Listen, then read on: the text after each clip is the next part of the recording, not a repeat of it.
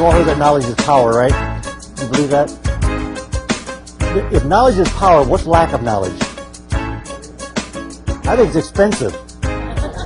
If the lack of knowledge has to do with tax breaks, it's expensive to not know what tax breaks are available. In fact, lack of knowledge, I'm reminded of a time just a few weeks ago when I was going to Orlando for a presentation, and I'm driving a rental car from the airport into Orlando, and it's a long, flat drive at night. Of course, they're all long, flat drives in northern Florida, right? But I see this great big old sign on the side of the road that says speed limit strictly enforced. What do they never put on that same sign? The speed limit. So what do? I've got to guess what the speed limit is because I don't want to get a speeding ticket on the way in late at night. That'd be a hassle. And besides the fact I don't like paying too much for my car insurance, so I guess what the speed limit is. I'm guessing the speed limit might be 50, so I drive 45 to play it safe. Isn't that what we do with our tax deductions? If we're not sure about the law, we play it safe by underestimating what we can do. So I'm driving along at 45, and after about 3 or 4 miles, I see this big sign that says speed limit 65 miles an hour. Guess what I do?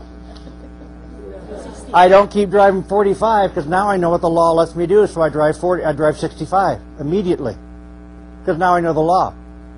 So my objective with people who are looking at a home-based business is to show them what the law allows in terms of tax deductions so that they know exactly how much money they're going to save by having a legitimate home-based business, like the one that you all are looking at tonight.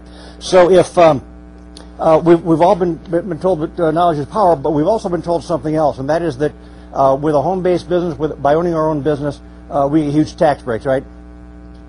But none of us have ever been told what those tax breaks are, or what it takes to qualify for them, or what records we need to keep. That's as useless as seeing the sign saying speed limit strictly enforced without telling me what the limit is. It's of no value to tell you that you get a lot of tax breaks in a home-based business without knowing what they are, how to qualify for them, and what records to keep. So I just want to assure you that there are some huge tax breaks available, but most of us don't really know how much we're paying in taxes now. Do you know how much you're paying in taxes now? Most people don't. Because the federal government has this very cool thing called payroll withholding. They withhold it before you see it. You earn it, they swipe it, and then you get to pay. You live on what's left. That's kind of the system, right? And so most people are unaware of how much they're paying because they don't look at their pay stubs, do we? We don't look at our pay stubs because we don't want to see what's there. If we really want to change the tax system in America, we'd stop payroll withholding, give people who earn money all the money they earn, and then let them write their first check for taxes. Then there'd be a tax revolt in this country to make the Boston Tea Party look like child's play. We're spending a fortune on taxes. The average person, statistically now, is having about 42% of the money they earn go to taxes. Isn't that pathetic? But it's true. And we don't get anywhere near as much as we earn because we take that out first. You see, there are two tax systems in America. I learned this since I was a little kid, but my dad used to say there's one for the rich and there's one for the rest of us. But what I found out is there are two tax systems, and they're both three-step tax systems. One of them is for the employee, and one is for the business owner. The employee works real hard to make a lot of money, and then a siphon sucks a big chunk of that out of their money before they even see it, and then they get to live on what's left. A business owner, however, works real hard to bring in money. They spend as much as they need to keep the business running and thriving and surviving, and they pay taxes on what's left. That's a big difference. That's a big difference. But when I ask people how much they're paying in taxes, to talk about how much you can save in taxes by coming into a home-based business, we need to first know how much we're paying in taxes. I'm amused by people that when I say, how much did you pay in taxes, they say, oh, nothing, I got a refund last year. What? That's like going grocery shopping. And at the end, when I get all my groceries on the counter, I lay down the money I've got, and the clerk hands me back $1, and I say, "Wow, I got a refund." But what did the groceries cost me? Unless my tax refund was as much as all the taxes I paid in, I still paid taxes. Yes. The average person gets back a huge refund every year because the IRS has some clever ways of getting people to over-withhold. If you get a refund, that means you just gave Uncle Sam an interest-free loan for 15 months or more. And it doesn't have to be that way. So you don't want a huge refund. To illustrate how much they're taking from us, I need somebody, preferably a prospect, but anybody who's got a $20 bill. I won't keep it from you. Like, somebody with a 20. You got 20? Great. If you only have 100, I can work with that. You got a 20? No, I got 100. No. Oh, you got 20. Can you come? Can you bring that to me? Thank you. Maria, stand up here next to me. Maria, what does this represent? Does this represent anything particular to you besides $20? For the average American, this represents the amount of money they make in an hour. Do you see that much? If you make $20 an hour, she doesn't get to see this, because you see, what happens is that she earns this much money, but then before it goes to her, this much is taken off. What? You didn't think I was going to use my $20 bill, did you? Oh, but it's worse. Then you got county and city taxes too. So she gets this much money to left. This is what you get to live on, not this much. Oh, all the serial numbers are here, and all 3 pieces, so it's legal tender at the. Or you can just frame this as your souvenir for tonight. Thank you, Maria. But that's an illustration of what happens. Sucker. No. Thank you for playing with me, and it will be exchanged by the bank, or I'll exchange it for you. But it's that's exactly what happens to it. If you could, did that hurt seeing that happen? That happens to you every time you pick up a paycheck. You get dramatically less than what you earn. So we need to find a way to cut that, and there are ways of doing that. In fact, I've got some real good news for you. The good news is that Congress has passed legislation that tells the IRS to give significant tax deductions to people who will get into and run a legitimate home-based business. And they tell the IRS, don't make them wait till April 15th to get their refund. We're going to talk about that in just a few minutes. The reason they told the IRS to give big refunds to people with a home-based business is because they want to encourage all of us to have a part-time home-based business for one reason. It's good for the American economy. You see, there are a lot of people who went to work one morning, and they when they got to the building, they found the chains on the door because the name on the roof was Enron. They had no clue anything was coming. Those poor suckers showed up for work and said, "What?" And they're caught flat-footed.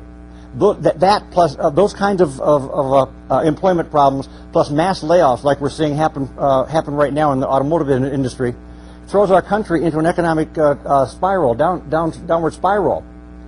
So Congress is looking at what can we do to help lessen the impact on the American economy when we have these kind of mass layoffs. And the answer was, if everybody had a small home-based business, one that they could ramp up to full-time like that in a nanosecond, that'd be great, because those people who went to work and didn't have work because it was Enron, those people could go home, and if they had a home-based business that they're working on a part-time basis, they could ramp that up immediately and begin making some income, substantial income immediately, instead of polishing up their resume and going to stand the unemployment line. So they asked themselves, Congress, this is a subcommittee of Congress now, we're talking several years ago. These tax breaks are not new. They're just new to you like they were new to me when I discovered them. But they asked themselves, how do we get people to get into a home-based business? It is good for the economy, but how do we get them to do it? Well, 2 pieces of the answer. One was we've got to make it easy for them to qualify for. Well, first was the tax breaks. They said, how do we get them to do it? They said, well, what motivates people? You know, money motivates people. A lot of people, right? It's not the most important thing in the world, but it kind of ranks up there with oxygen. They say that I'm told that oxygen, sex, and money are the 3 things you don't miss until you don't have it. So money is a motivator. Money is a significant motivator. But they can't really pay people to work a home-based business. So then something very unusual happened in Washington. That is, a member of Congress got a good idea. That doesn't happen very often. The good ideas are usually good for them. This is good for us. They said, maybe we can pay people to run a home-based business. What if we gave them significant tax breaks? Meaningful tax breaks, hundreds, maybe thousands of dollars in tax breaks, just for keeping the fire stirred up in a home-based business. What if we don't even require a profit? This is where they came out. The only requirements to get these tax breaks that we're talking about are that you work your business with the intent to make a profit. That's number 1. There are only 3 requirements. Number 1, have the intent to make a profit.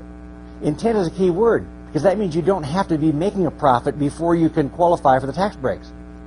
You can start qualifying for the tax breaks immediately. Requirement number 2 is work your business on a regular and consistent basis. Now, if you sign up for this opportunity, the day you sign up for this opportunity, you don't qualify for anything. The day you become actively involved in it, you qualify for the tax breaks. That could be the same day. Could be the same minute. You fill out the application, hand it in, and say, how do I get started? So work your business on a regular and consistent basis. Now, what's that mean? The IRS isn't real good at defining things for us. So they haven't really defined that one. So the tax court said, we'll do it. So the tax court ruled 2 years ago in favor of a taxpayer who said she worked her business an average of 45 minutes a day, 4 to 5 days a week. Call that my 45-45 rule. 45 minutes a day, 4 to 5 days a week.